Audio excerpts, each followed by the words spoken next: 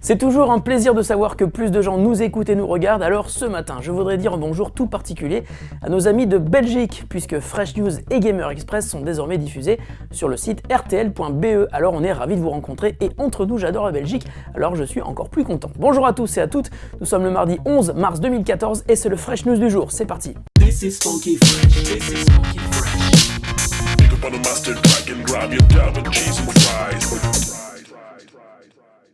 Ce n'est pas la première et sûrement pas la dernière fois qu'un compte Twitter se fait pirater, mais quand il s'agit du deuxième compte le plus populaire du monde, non c'est pas le mien, la portée est impressionnante. Le compte Twitter de Justin Bieber a en effet été compromis. Le mot de passe a été apparemment découvert par un hacker indonésien et les effets n'ont pas traîné. En moins de 15 minutes, plusieurs liens ont été postés sur le compte et on imagine que le hacker a dû bien monnayer sa découverte puisque les liens dirigeaient vers l'application malicieuse Shooting Star Pro qui subtilise votre mot de passe Twitter.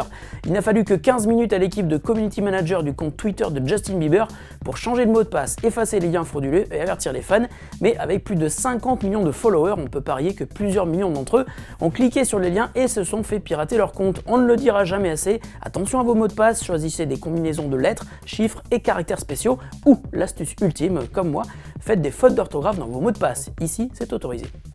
On vous en parlait hier, à Austin se déroule actuellement le SXSW, un événement super sympa qui transforme la ville texane en capitale mondiale de la planète geek pendant quelques jours. Et au SXSW, il y a aussi le Startup Bus Hackathon, une compète où des développeurs créent des projets ou des applis et les présentent à un public d'investisseurs. Parti de Floride il y a quelques jours, le bus qui héberge la clique de développeurs s'est malheureusement fait cambrioler. Tous les ordinateurs et tablettes ont été volés, le préjudice se monte à plusieurs dizaines de milliers de dollars.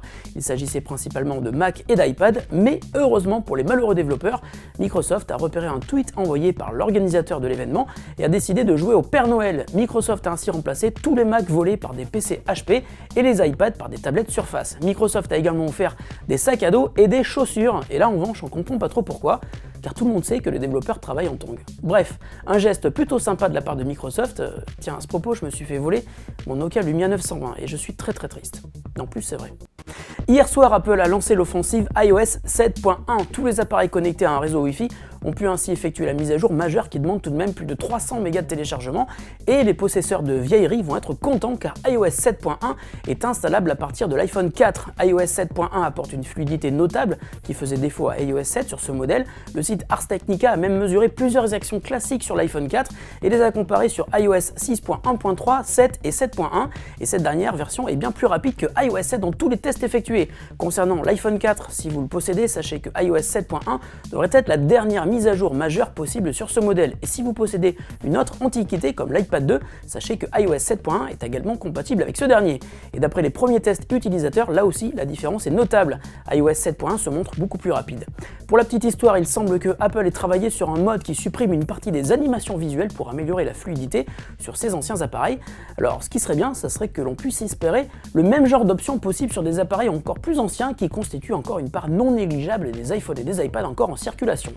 La question du jour nous vient de Romain qui aimerait bien savoir comment utiliser son smartphone en tant que point d'accès Wi-Fi. Alors salut Romain, ta question est intéressante et tu vas voir que c'est en fait assez facile, mais il est aussi facile de faire des bêtises. Alors écoute bien, sur iOS il te suffit d'aller dans Paramètres, puis Partage de connexion et de l'activer. Attention, cette option n'est disponible que si tu es au moins connecté en 3G, et si c'est le cas tu peux partager ta connexion en Wi-Fi ou par câble USB. Sur Android, tu peux aller sur Accès Wi-Fi ou aller chercher le partage dans la partie point d'accès et modem suivant ta version d'Android. Sur Windows Phone, il te suffit d'aller dans Partage Internet et de l'activer. Sache que quel que soit le mobile que tu utilises, il faut faire attention à deux détails. Tout d'abord, mettre un mot de passe, car si n'importe qui se connecte sur ton smartphone, la batterie va vite s'épuiser et tu ne sais pas ce qu'on peut faire avec ton smartphone justement. La deuxième raison, c'est sans doute la plus importante, attention à ton forfait data. On appelle ça le fair use. Si tu regardes des vidéos, tu vas très vite atteindre ton plafond, car aujourd'hui aucun opérateur mobile ne propose d'accès réellement illimité en 3G ou en 4G. Si tu dépasses ton plafond, au mieux tu n'auras plus de data disponible, au pire tu vas te retrouver avec du hors forfait très élevé. Surprise!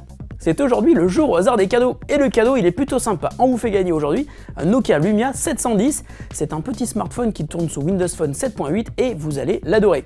Pour le gagner c'est super simple, je vais poster un tweet aujourd'hui à midi, voici mon compte Twitter, et vous allez devoir le retweeter pour tenter d'être tiré au sort et gagner le smartphone. Et nos amis belges peuvent aussi participer. Fresh News c'est fini pour aujourd'hui, on se retrouve demain, salut à tous et bonne journée.